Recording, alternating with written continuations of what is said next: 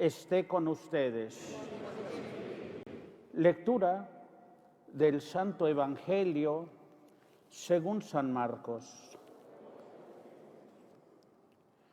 En aquel tiempo, al salir Jesús de la sinagoga, fue con Santiago y Juan a casa de Simón y Andrés. La suegra de Simón estaba en cama con fiebre y enseguida le avisaron a Jesús. Él se le acercó y tomándola de la mano, la levantó. En ese momento se le quitó la fiebre y se puso a servirles. Al atardecer, cuando el sol se ponía, le llevaron a todos los enfermos y poseídos del demonio, y todo el pueblo se apiñó junto a la puerta. Curó a muchos enfermos de diversos males y expulsó a muchos demonios, pero no dejó que los demonios hablaran, porque sabían quién era él. De madrugada, cuando todavía estaba muy oscuro, Jesús se levantó, salió y se fue a un lugar solitario donde se puso a orar. Simón y sus compañeros lo fueron a buscar y al encontrarlo le dijeron: todos te andan buscando.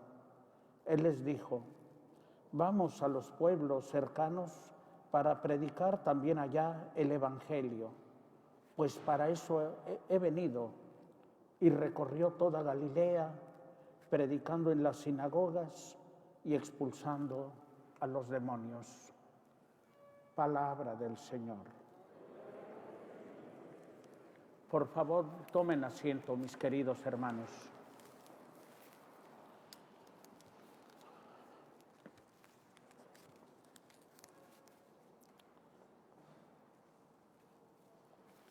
Queridos hermanos en nuestro Señor Jesucristo, es muy conocida la frase de que Dios te haga paciente como el justo Job, queriendo decir con esto que existe sufrimiento y que debemos de tener paciencia, y eso es verdad. Debemos de ser como el justo Job. Pero la conclusión a la que llega el justo Job, de que Dios nos ha bendecido y que nos los ha dado como préstamo, los bienes, la vida, los valores, y que Dios los toma para Él, llegar a esa conclusión no es tan fácil. De suyo, el justo Job tendrá una lucha tremenda de dolor, en la que se llega a preguntar: ¿para qué sirve la vida si se acaba? ¿Para qué sirve una vida llena de sufrimiento, de dolor? Y dirá, en la lectura que hemos leído el día de hoy como primera lectura, dirá que las noches se convierten en eternas, en oscuridad, que espera el amanecer. Y ese momento que debería de ser de descanso se convierte en una tortura. Y dirá que es una vida de milicia, de soldado que está en la guerra, que está en la lucha. Y termina la lectura que hemos leído el día de hoy del justo Job, termina con un ámbito triste, doloroso, como queriendo decir que se le acaba la esperanza de que se restaurará su alegría, de que no volverá a ver esa sonrisa, esos momentos bellos tan fugaces que nos entregó la vida. Mis queridos hermanos, conviene leer el libro de Job completo y descubrir que hay unos momentos en que se desespera, momentos en los que incluso pretende llevar a Dios a juicio para saber por qué esta experiencia tan triste y tan dolorosa del sufrimiento. Claro que ese libro terminará con una explicación maravillosa en la que se nos va a hablar de que el dolor humano que estamos pasando no es indiferente. Dios está escribiendo en el libro de la vida la historia de cada uno de nosotros y con un destino eterno, en el que Dios sostiene que el hombre es bueno y por eso merece la pena salvarlo y entregarle a su Hijo bendito. Pero ese momento es duro, es difícil, mis queridos hermanos. Y creo que no es extraño que en este tiempo de pandemia estemos experimentando también ese mismo dolor. Existe mucho, pero mucho sufrimiento. Quizá si nos acercáramos a un hospital, al que fuera, e incluso se nos cierran las puertas, no solo para protegernos a nosotros de una posible infección, etcétera, sino también está restringido porque el sufrimiento es grande. Y mucha gente conocida nuestra está ahí, amigos, tal vez hasta parientes, están en los hospitales sufriendo de una manera pues triste y dolorosa. ¿Qué actitud tenemos nosotros ante el dolor humano? Mis queridos hermanos, yo me temo mucho que estemos jugando a la actitud del avestruz. ¿Cuál es la actitud del avestruz? Existe una historieta, no sé si sea verdad o no, donde dicen que el avestruz cuando corre y que está ante algún peligro, corre para defenderse y tiene una fuerza tremenda en sus patas, es un ave muy grande, y cuando lo van siguiendo y que ya no encuentra escapatoria, busca un pequeño hoyito chiquito para esconder su pobre cabecita.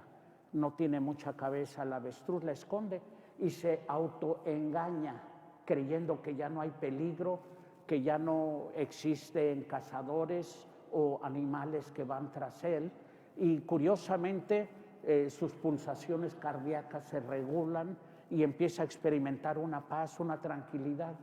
Y entonces el cazador o el animal que va a victimizar al pobre avestruz lo agarra desprevenido y tan feliz, tan contento, sin alterarse ese pobre avestruz, y ya se lo llevan. Yo a veces siento, mis queridos hermanos, que ante el dolor y ante el sufrimiento que estamos viviendo, nos conformamos con una actitud del avestruz, en el que cerramos los ojos al sufrimiento de nuestra familia, al sufrimiento de nuestro vecino, al sufrimiento de los demás, y con eso ya nos llega una cierta calma, una cierta paz. Ahora mismo hay mucha gente que está esperando huir de estos tiempos tan dolorosos y tristes de la pandemia, pero no porque estén restaurándose en su corazón unos sentimientos de hambre, de eternidad, de esperanza, sino porque simplemente quieren salir sin remordimiento de conciencia o sin temor, salir a comer fuera a un restaurante o salir a pasearse a la plaza o a la playa o yo qué sé. Pero realmente, ¿cuál es lo triste y lo duro? Que nos estamos volviendo ciegos al dolor que existe. Y entonces, mis queridos hermanos, la cultura en la que vivimos nos ha ido sembrando esa actitud de no poner atención en el dolor ajeno. Esa canción de los Creedence que hace años cantaban incluso nuestros abuelos y muchos de nosotros que ya tenemos canas, habla acerca de eso. Esa que te dice que no mires al frente, que mires al jardín de atrás y que por hoy no te entiendas del dolor. Esa canción que dice más o menos así: Brother me tomorrow, today I buy no sorrow, do, looking out my back door. Hermano, el dolor no quiero saber de él, lo dejaré para mañana, y por ahora me conformo en encerrarme y mirar hacia el jardín de atrás. Es una actitud, mis queridos hermanos, que termina en la tristeza por el sentimiento trágico de la vida, o como palabras que dirían algunos otros pensadores que estamos encaminados a la muerte, ni siquiera queremos pensar en eso. O también aprender simplemente a abandonar nuestras propias responsabilidades. Entonces, eso de que ya mejor se me acabó la fuerza de la mano izquierda y le solté la rienda, que sean mis hijos como quieran ser, que sea mi matrimonio como quiera ser, que sea todo como quiere ser, ya no quiero luchar. Esa no es la actitud cristiana, mis queridos hermanos, porque no somos indiferentes al dolor que está pasando en el mundo, no somos indiferentes al corazón de Dios. Dios nos ama y nos quiere. Aquella frase que dicen algunas personas, si Dios es todopoderoso y nos ama, ¿por qué permite este mal? ¿Por qué permite la muerte? ¿Por qué permite la enfermedad? ¿Por qué esta pandemia? Y si es todopoderoso, ¿por qué no lo cambia? ¿Por qué no acaba con ello? Y entonces la gente no solamente está ciega al amor de Dios y a sus bendiciones, sino que también está sorda. Cuando nos damos cuenta, mis queridos hermanos, de que Dios sí nos da la respuesta, y la respuesta está en tu corazón, está en tus manos, está en tus labios, está en tu esperanza. Si escucháramos la voz de Dios, cuando le preguntamos, ¿qué estás haciendo para que se acabe el crimen, para que se acabe el pecado? El Señor nos diría, te hice a ti para que tú sonrías, te hice a ti para que tú seas honesto, te hice a ti para que tú ames, te hice a ti para que sonrías.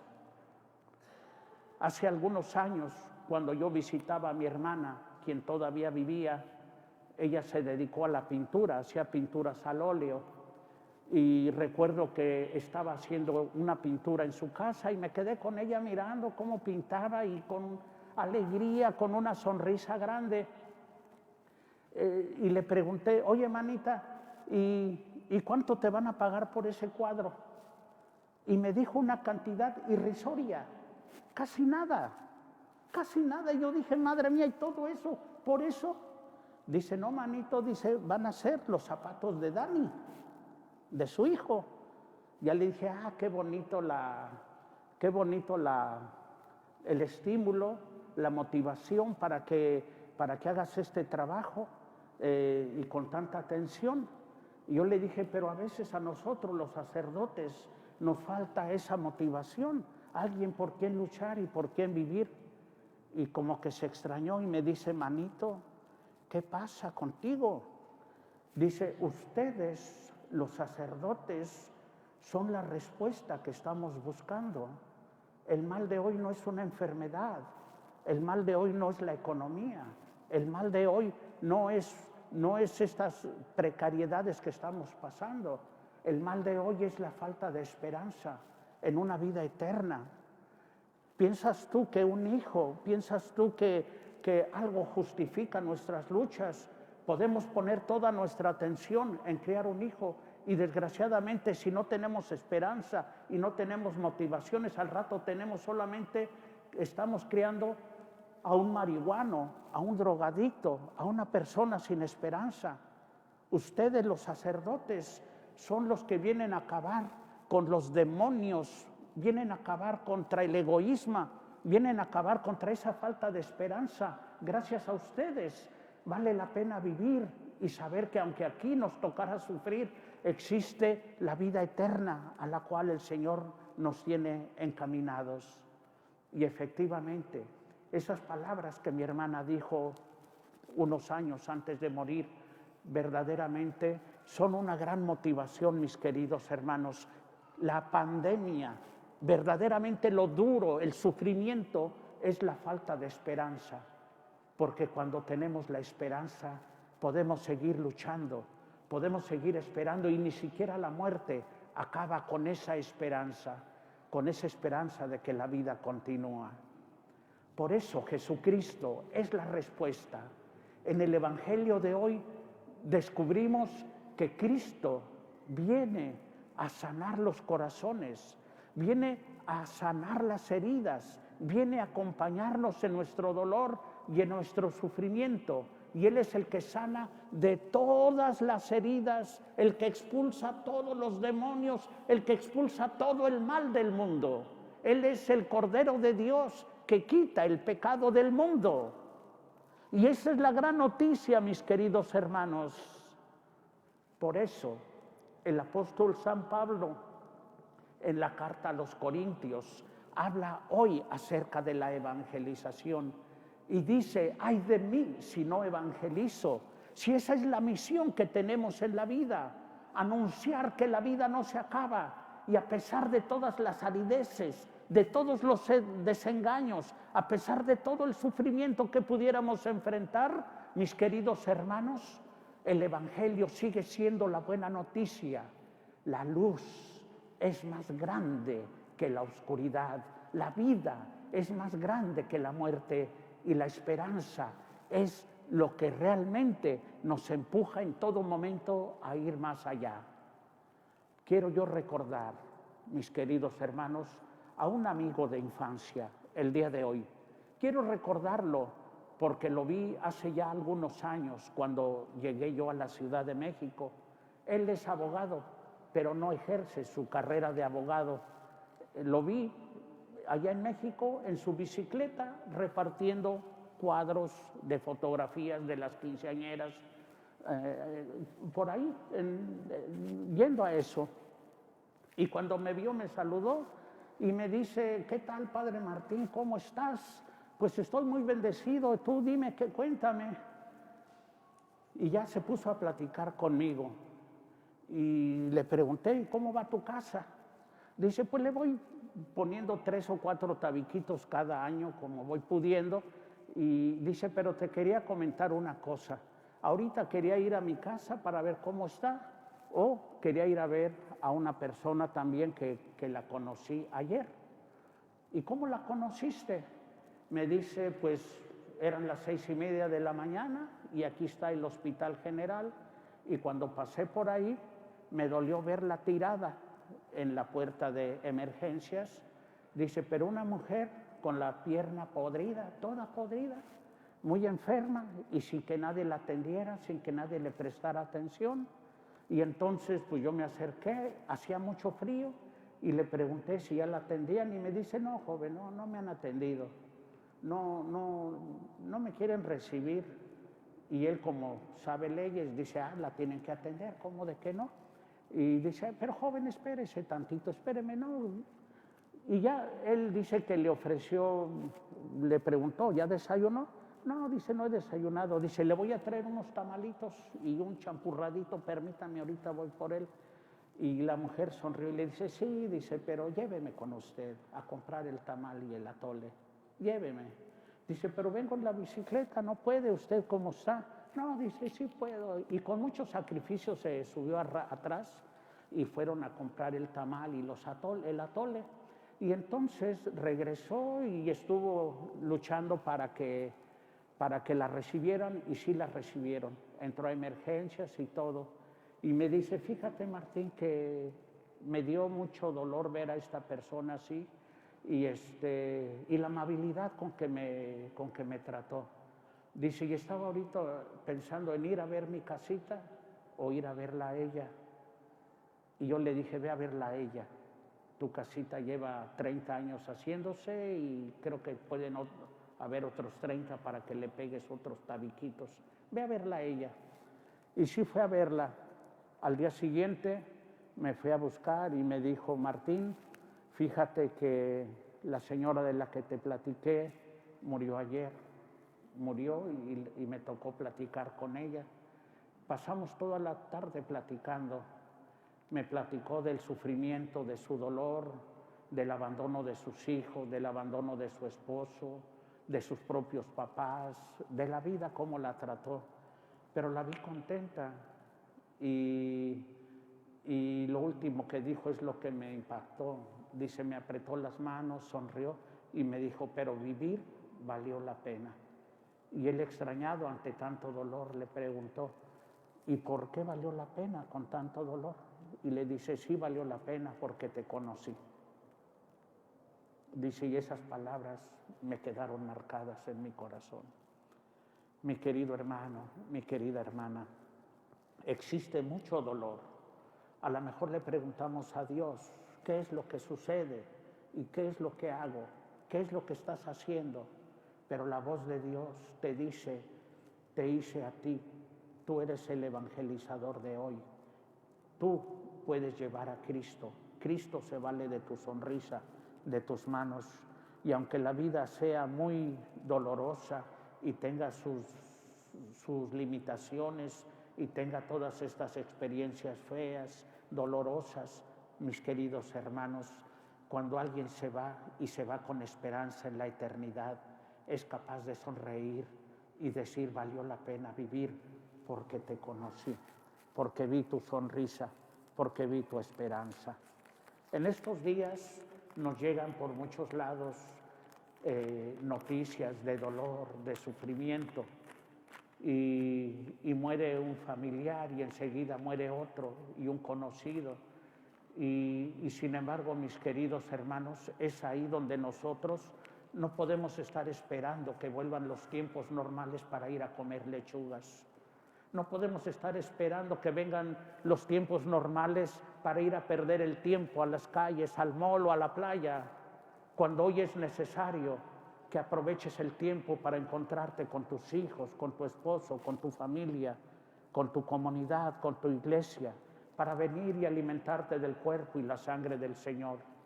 Por eso, mis queridos hermanos, yo en este momento puedo ver en sus corazones y el dolor de estar recordando hoy la muerte de nuestra hermana Juanita Ríos, quien apenas hace unos cuantos meses terminó su peregrinar aquí en la tierra, y ahora con todo el dolor pues venir también a ofrecer nuestras oraciones por Héctor Mayoral, quien falleció también de esta situación. El apóstol San Pablo nos dice en la Sagrada Escritura, no queremos que estén en la ignorancia respecto a los muertos, para que su dolor no sea en vano, para que sea acompañado de la fe y nazca la esperanza en la vida eterna. Mis queridos hermanos, la fe es maravillosa, la fe es bonita.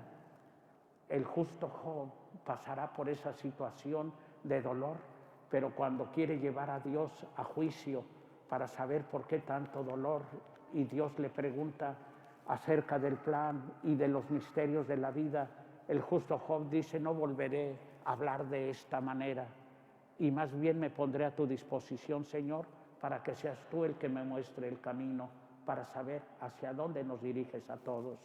Ojalá y cada uno de nosotros hoy, como el apóstol San Pablo, diga, ay de mí si no evangelizara, ay de mí si no anuncio el evangelio.